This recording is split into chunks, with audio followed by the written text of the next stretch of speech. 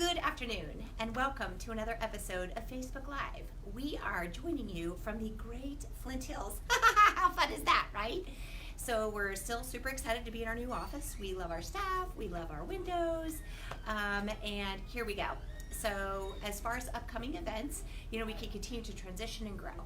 And in our upcoming events, on Friday, I'm going back to Iowa again, and we'll continue to grow and have more kind of other Facebook, Instagram things in that way. Sorry, I was distracted. I'm listening.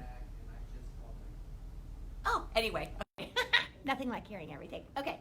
So as far as supplements go, the supplement of the day that I was going to talk about is kind of relevant to what we're going to talk about next about our discussion, and that is adrenals and periphery.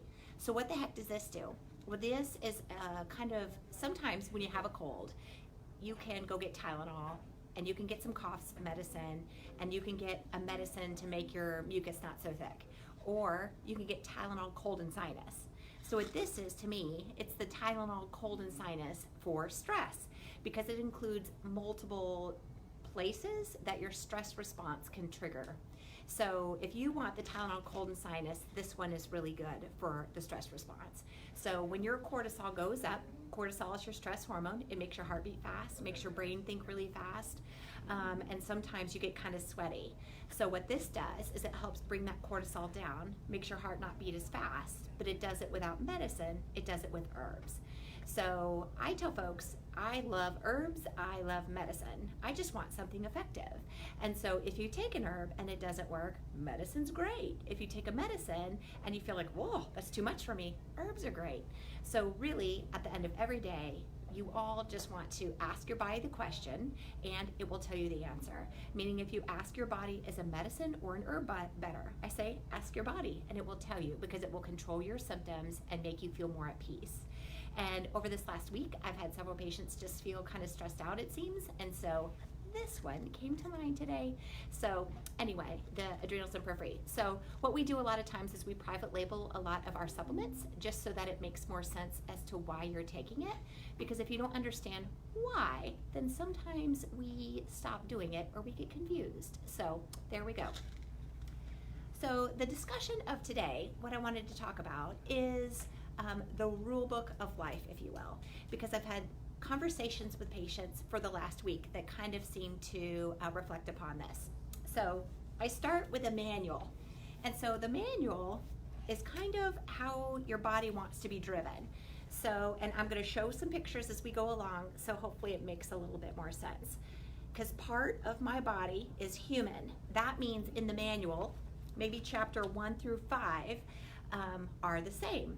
My heart usually is here, my lungs are here, my liver is here, my brain is here. But what makes me an individual is more like chapters 6, 7, and 8. That is, what color do I like?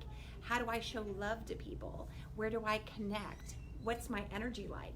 What speed does my body go at? Like, my speed is just super fast. That's just kind of the way it goes. But other people may obviously have different speeds too, so that's what makes me an individual.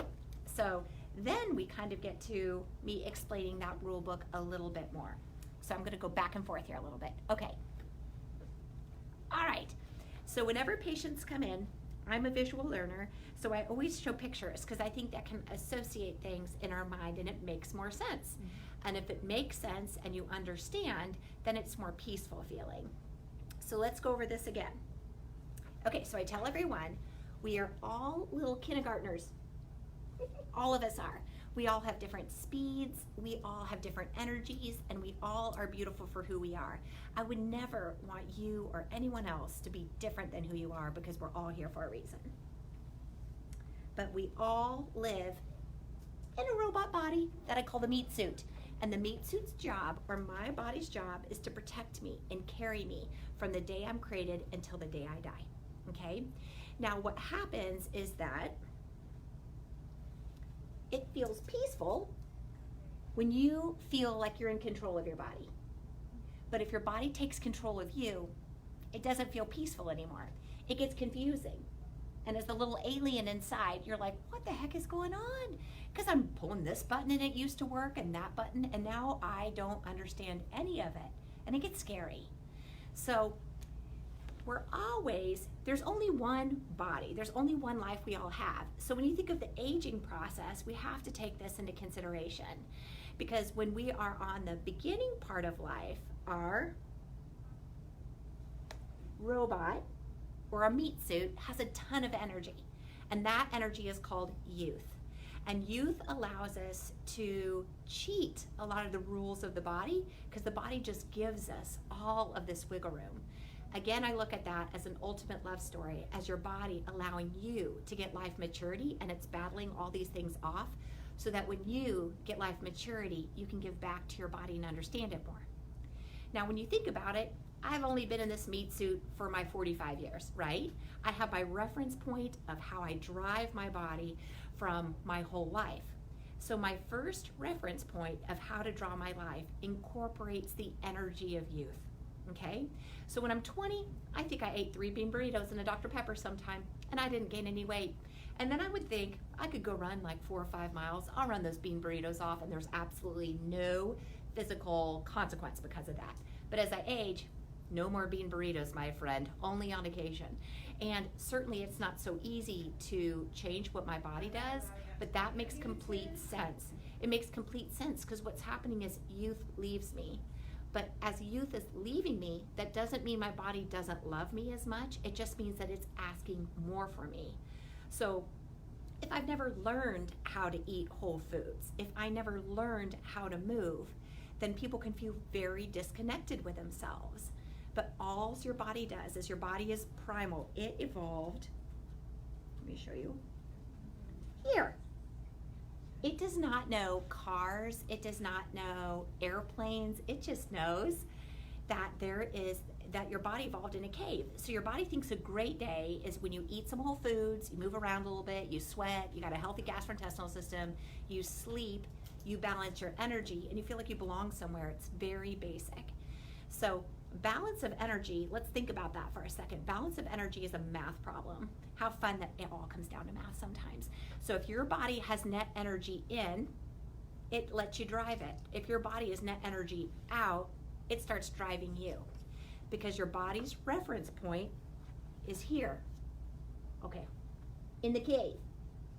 So if your body feels chronically deficient on energy, what does it think is going on?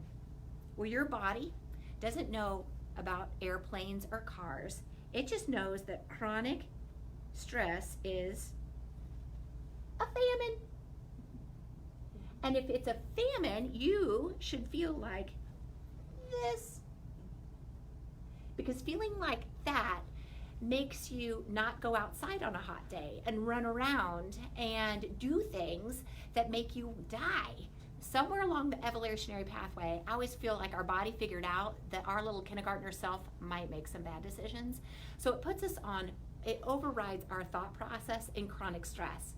But our body cannot distinguish between the chronic stress of out there and today and famine.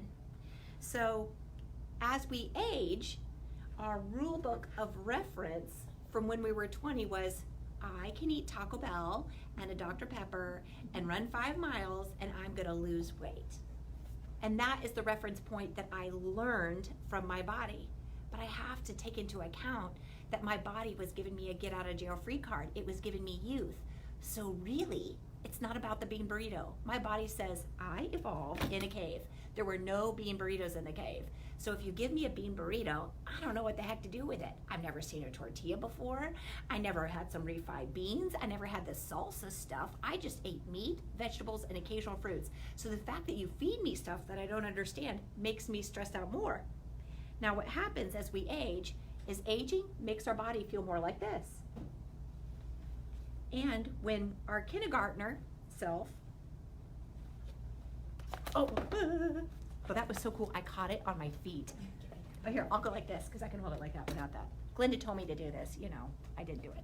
But anyway, so we're still this. Our body, and that little person is stuck in this body. That person's body's job is to protect you from the day you're created to the day you die. It's always trying to bring energy in because it wants you to be okay. It wants you to be happy. It wants you to find where you're supposed to go. But if this thinks you're in chronic danger, its reference point is this. And it makes you feel like this, not because it hates you, but because it loves you and it wants you to live. And the last thing it wants you to do is outthink it. The last thing it wants you to do is procreate. And the last thing it wants you to do is think yourself up off the log. So every time you try to get up off that log and go outside and run around, your body tries harder to get you back here. Because as we age, the answer is not exercise more and eat less. It's eat, because this is outside. If you go outside and you exercise more and you eat less on a really hot day, your body thinks you made it worse. So, but when you feel like this, the last thing this person wants to do is eat meats and vegetables. Oh, is it upside down? Oh, that's the wrong thing. I hit the wrong thing. The last thing this little person wants to do is eat fruits and vegetables. What this little person wants to do is eat ho-ho, smoke, or drink alcohol. Because it gives you a temporary feeling that this, hopefully it went up right, is not so bad. And if we get a little bit of energy, we're like, I think when I was 20, I ran like 5 miles and I starved myself. So then we start being like, that's what I need to do. Because it's the point of reference that we've lived through. But that's not, your body's rule book is dynamic and it's changing. It becomes more important that you understand how your body drives. And if you understand it and you give it what it wants, which is so easy.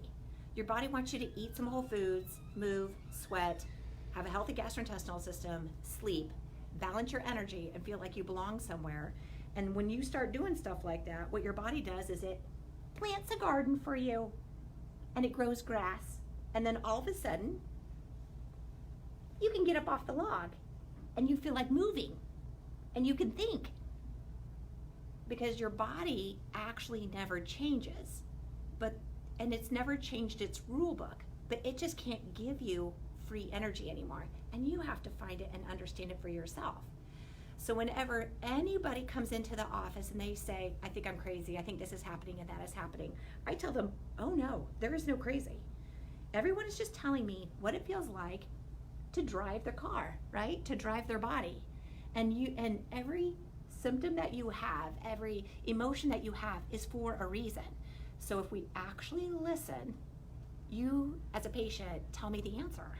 And if we ask your body the question, because sometimes that balance of energy, so again, what is balance of energy? Balance of energy is how much energy does your body or your meat suit give you?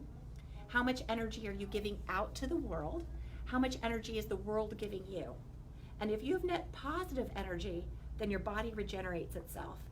If you have net negative energy, then your body goes downwards. So really, the meat suit is just like your cell phone. When you wake up in the morning, hopefully you have 100% energy. But so many people that I talk to don't. They have like 25% energy when they wake up. Now, when your phone goes on low power mode as the day goes on, once you go to less than 20%, you're getting a little grumpy, right? Your phone's not working fast. It gets frustrating. It's the same thing with the body. The body's just a machine. There's absolutely no emotion in the meat suit or the body. The body's just trying to get energy, trying to protect you. But if your energy goes less than 20%, your brain will repel and your body will repel other people and situations that try to take energy from you. Because it's trying to protect you, and it says, dude, I'm on low power mode. Don't be engaging in the world around you. What you need to do is just have your heartbeat, take a deep breath, pee and poop, and do basic functioning. So, because when your body goes on low power mode, we start to feel like there's something bad, we're becoming bad people. And that's not it at all. What's happening is your body is on low power mode, and it gets confusing because we're not able to think through why or how. Ask your body the question, it tells you the answer. And so that's just what I wanted to let people know, is that the rule book of our body is constantly changing. You just have to understand why it's protecting you, and it sets you free. Because the one rule that never changes is that your body is your best friend, and it wants to carry you from the day you're created until the day you die. It's taken probably 1 bazillion hits before you have felt it, and it's just a love story. So anyway, I just wanted to let you know that we're all individuals. Your body loves you, and I love to show the pictures because I think it helps us reconnect and understand. Let me see here.